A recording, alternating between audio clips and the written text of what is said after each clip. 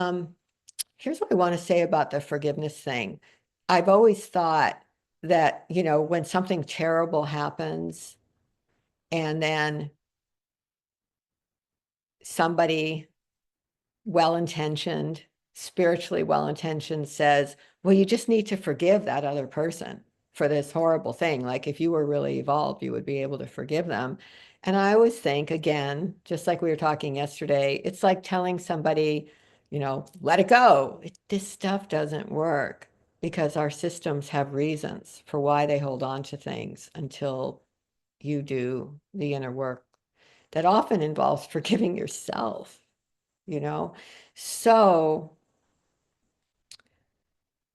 I wanted to do a little meditation about what is going on.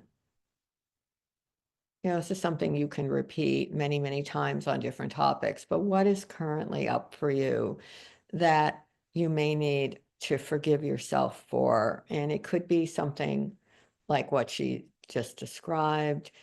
It also could be, one thing that people carry a lot is a lot of self-blame about money decisions. A lot of self-blame. If only I had done this, I would have X number of dollars now. Or if only I hadn't, if only I had done my divorce differently and gotten a better settlement, I would be okay now.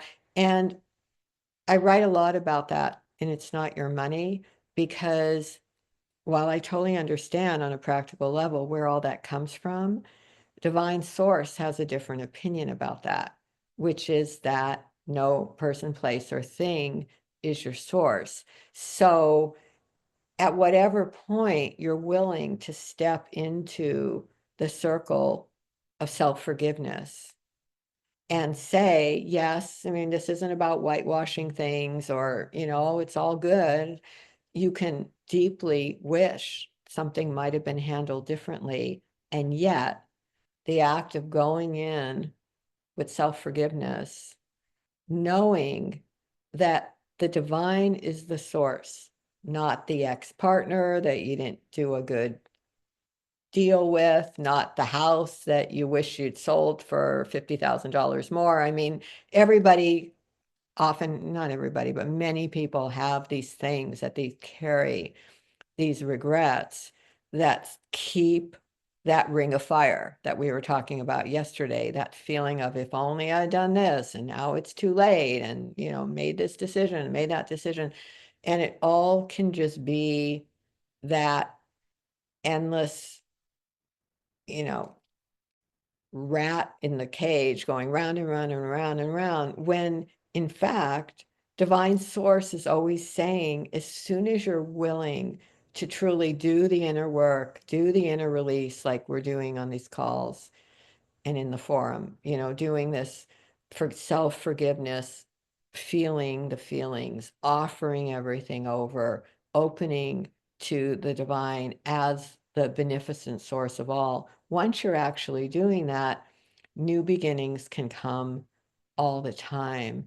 And just over the years, there's been, so many stories of, just like, one of them, like this woman, I think I might have written about her in OO, who just had so much resentment about the deal that she settled for in her divorce and constantly blaming herself, constantly blaming her ex. And she stayed in that ring of fire, ring of fire, ring of fire until, one day as she started to understand this work, she shifted and, started to do what we're doing here. And the immediacy with which money came from other directions, like once she stopped saying it needed to come that way, the only way it could have come was through that person and the settlement, and I blew it, and da da da da. The minute she's, this is divine source says there are endless streams of income, even if it makes no sense to the mind. There's endless, the universe is endlessly creative, because it's not only income that you're creating through your own work. Once you're doing a balancing of giving and receiving, then you're saying, I'm open to wherever it's meant to come. So instead of saying, well, it should have been that person and they, did me wrong and I'm going to be resentful forever, I'm like, let that shit go, work that out inside, because who knows what the divine wants to be getting and having happen instead. So that woman, was not a unique story. I've seen other versions of it, but with her, she ended up having 3 times more income generated through other means than she got from the settlement.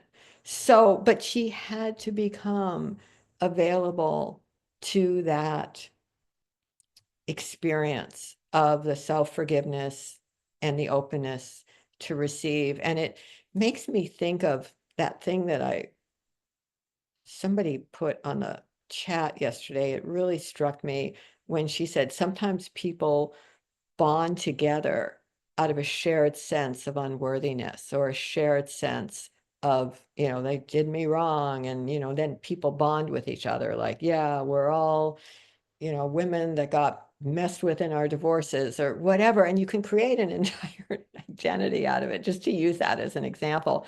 When in fact, once you step out of that cage and go into this work with divine source, you're really opening up into coincidences, miracles, not to make this sound like it's all Disneyland, but you're opening up into all the different ways that the universe can provide instead of pretending that one route is the only way.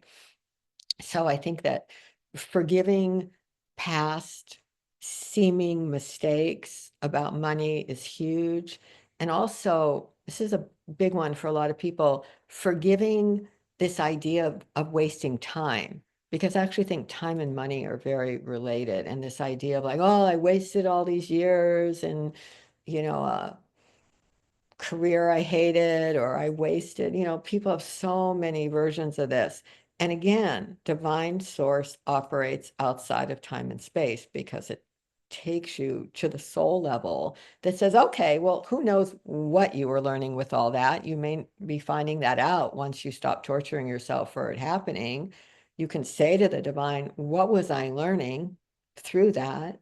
And then as you forgive yourself for it, again, there can be this regeneration of life and experience. I've just seen it for years, probably because I don't personally really believe in age per se, the way most humans do, but I've seen people restart their entire lives at 50, 60, 70, 80. So many artists actually, believe it or not, came into their own at 80. It's a topic that I find really interesting, but it's not what our culture talks about because it makes money off of making people think that they can only be 30. So I really think that going into, let's do that forgiveness meditation now and see what comes up for you to forgive yourself for, whether it's something from childhood or some of these other things I'm describing or something else that's uniquely to you.